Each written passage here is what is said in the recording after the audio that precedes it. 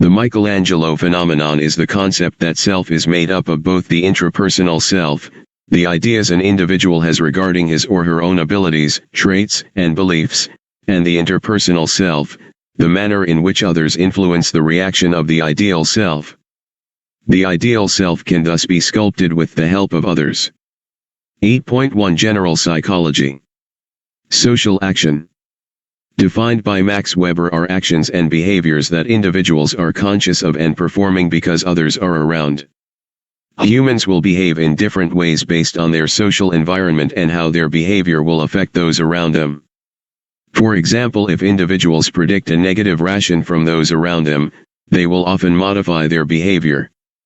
Social action considers just the individual that is surrounded by others, and therefore one must look at the behavior and actions of two or more individuals who take one another into account. Types of social action include social facilitation, de-individuation, bystander effect, social loafing, and peer pressure. Social facilitation is the tendency that people perform better on simple tasks when in the presence of others. This supports the idea that people naturally exhibit a performance response when they know that they are being watched. This theory suggests that performance sparks a perceived evaluation in the individual performing. Yerkes, Dodson Law of Social Facilitation, describes that being in the presence of others will significantly raise arousal, which enhances the ability to perform tasks one is good at or simple tasks, and hinders the performance of less familiar tasks or complex tasks. De-individuation is the social phenomenon that occurs when individuals are in a group setting such that individual behavior can dramatically change in different social environments. It is thought that being in a large group provides anonymity and causes a loss of individual identity. De-individuation can lead to anti-normative behavior. Anti-normative behavior are behaviors against the norm. For example, violent behavior seen in crowds and riots. Bystander effect is the phenomenon that occurs in social groups where individuals do not intervene to help victims when others are present. The likelihood and timeliness of response is inversely related to the number of bystanders. The more the people, the less the help. There are two factors for this effect. The first is that people are less likely to notice danger or anything out of the ordinary in groups. Secondly, when in groups, humans take cues from each other, so if no one responds to a situation, an individual is less likely to perceive the situation as a threat or emergency. Factors that decrease time of inaction include the degree of emergency or the danger to the victim, the degree of responsibility felt by the bystander's relationship to the victim, and cohesiveness of the group to act. In a group made up of strangers, the likelihood of response and speed of response is much slower than a group of well-acquainted individuals. Social loafing is the tendency of individuals to put in less effort when in a group setting than individuals. This applies to mental and physical efforts needed to solve a problem. Peer pressure is the social influence placed on an individual by a group of people or another individual. Peers are considered individuals who are equals within a social group. The pressure exerted by peers can cause changes in behavior, attitudes, or beliefs to conform to the norms of the group. Peer pressure exists in all ages and comes in many forms. Peer pressure can be both positive and negative. The mechanism behind peer pressure is identity shift effect. The identity shift effect occurs when an individual's state of harmony is disrupted by a threat of social rejection, causing the individual to conform to norms of the group. When conforming, the individual will experience internal conflict because the behavior is outside the normal character of the individual. Thus, to eliminate the internal conflict, individuals experience an identity shift where the individual adopts the standards of the group as their own. Identity shift effect highlights cognitive dissonance. Cognitive dissonance is the simultaneous presence of two opposing thoughts or opinions that generally leads to an internal state of discomfort which may manifest anxiety, fear, anger, or confusion. Individuals try to reduce dissonance by changing or adding to, or minimizing dissonant thought. Solomon Asch's conformity experiment shows that individuals will often conform to an opinion held by the group. He concluded that individuals will sometimes provide answers they know to be untrue if it avoids going against the group, and that the urge toward conformity could outweigh the desire to provide the correct answer. Group processes. The opposite of social action is social interaction. Social interaction explores the ways in which two or more individuals can shape each other's behavior. Social interaction occurs from group processes of group polarization and groupthink, and also the establishment of culture. Group polarization is the tendency for groups to make decisions that are more extreme than the individual ideas and inclinations of the members within the group. Polarization leads to either more riskier or more cautious decisions based on the individual tendencies of the group members toward risk and caution. Individuals in group situations will form opinions more extreme than they would if making the same decision alone. The hypothesis for group polarization is a risky shift. Risky shift is the concept that initial ideas tend not to be extreme, but through group discussions, ideas tend to become more and more extreme. But because psychologists also realized that the groups could also shift towards caution, risky shifts become choice shifts. Note that choice shift describes the behavior change of the group as a whole, while polarization is used to describe behavior at the individual level. Groupthink is the social phenomenon in which the desire for harmony or conformity results in a group of people coming to an incorrect or poor decision because group members are trying to eliminate or minimize conflict among group members to reach consensus directions without alternative ideals being assessed. Groupthink causes a loss of independent critical thinking, ignoring of external viewpoints, and only seeing correctness in own ideals. Irving Janis's 8 factors that indicate groupthink. 1. Illusion of invulnerability is the creation of optimism and encouragement of risk-taking. 2. Collective rationalization is the ignoring of warnings against the ideas of the group. 3. Illusion of morality is the belief that the group's decisions are morally correct. 4. Excessive stereotyping is the construction of stereotypes against outside openings. 5. Pressure for conformity is the pressure to put on anyone in the group who express opinions against the group as disloyal or the opposition. 6. Self-censorship is the withholding of opposing views. 7. Illusion of unanimity is the false sense of agreement in the group. 8. Mind guards is the appointment of members to the role of protecting against opposing views.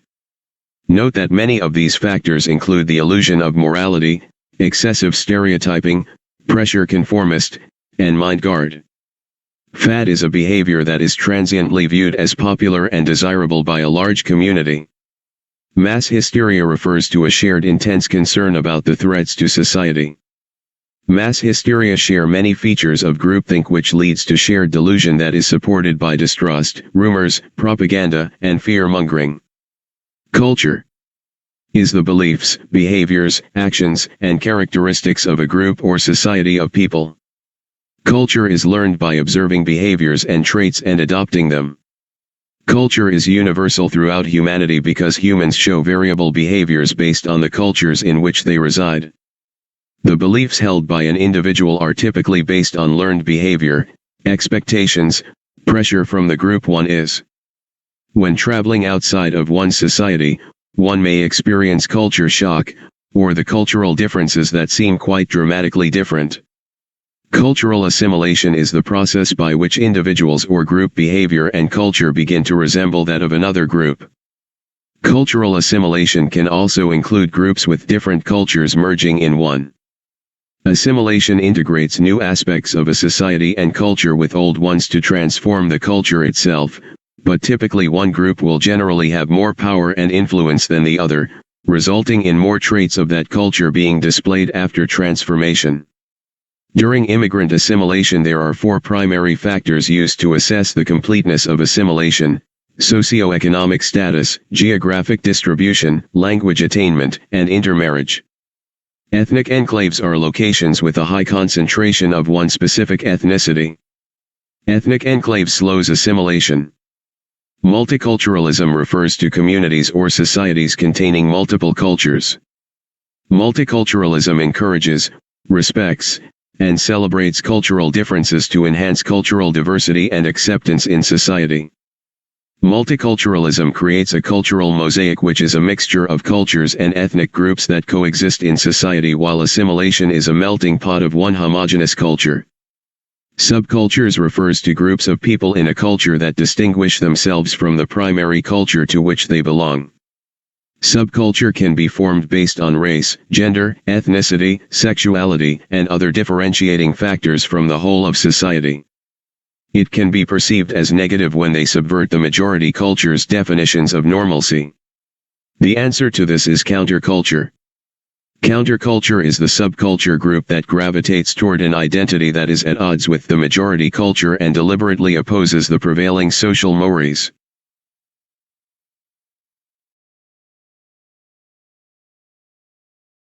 Socialization.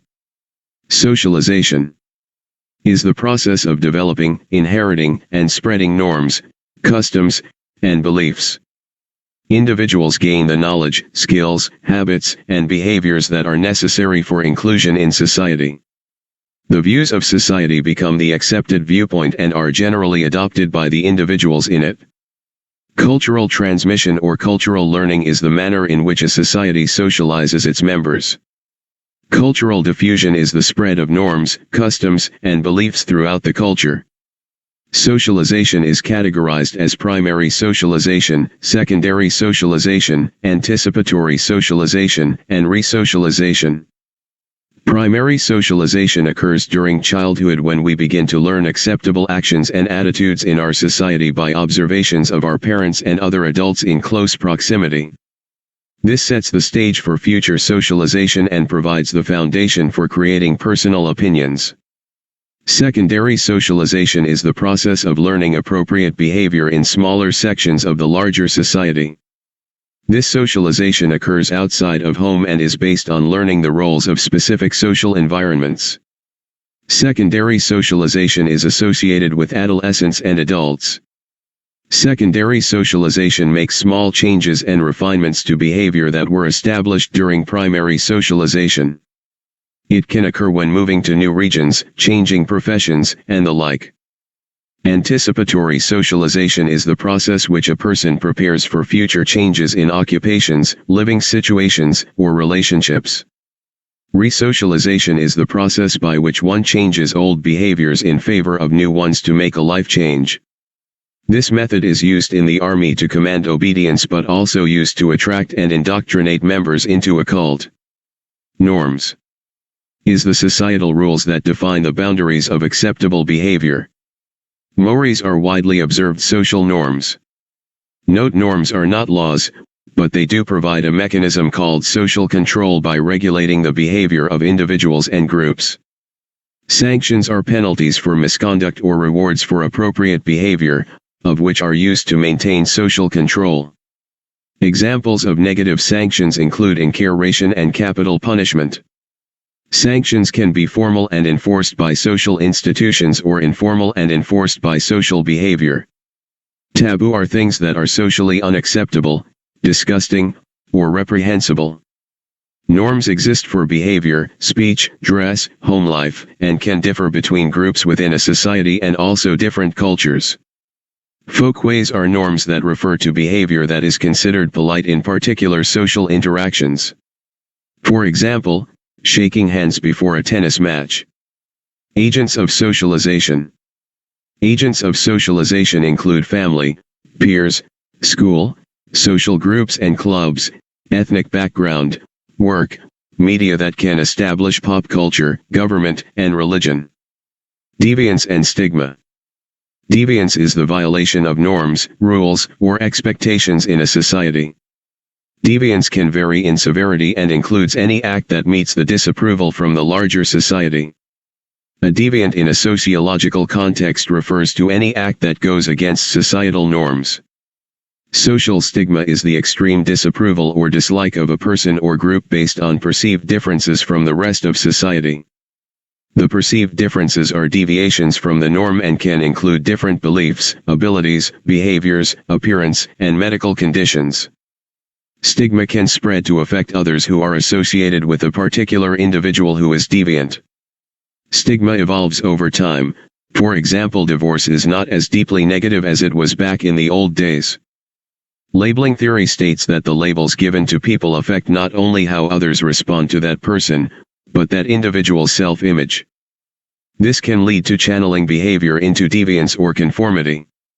Differential association theory states that deviance can be learned through interactions with others, and intimate exposure to others who engage in deviant behavior lays the groundwork for one to engage in deviant behavior. When association with others engaging in deviant behavior are more numerous or intense than those engaging in normative behavior, the individual begins to gravitate toward deviant behavior. Strain theory explains that deviance is a natural reaction to the disconnect between social goals and social structure. For example, trying to achieve the American dream by stealing. Deviance provides a clear perception of social norms and acceptable boundaries, encouraging unity in society and can even promote social change. Conformity, compliance, and obedience are manners of adhering to social expectations. Conformity is matching one's attitudes, beliefs, and behaviors to societal norms. Majority influence or conformity is caused from pressure by others or expectations. Normative conformity is the desire to fit into a group because of fear of rejection. Two types of conformity are internalization and identification. Internalization involves changing one's behavior to fit with a group while privately agreeing with the ideas of the other group.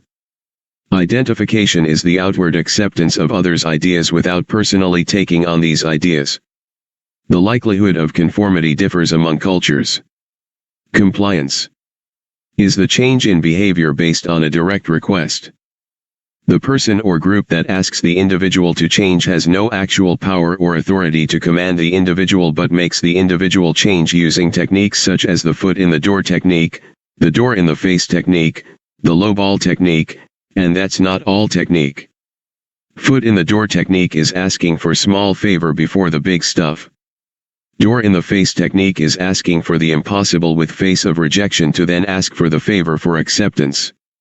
The lowball technique includes the requester getting initial commitment from the individual then raising the commitment. That's not all technique starts with the individual making an offer before making a decision. Obedience is changing one's behavior in response to direct order from an authority figure. In the Stanley-Milgram experiment, participants administered shocks to the max of 450 volts even when they showed discomfort in doing so.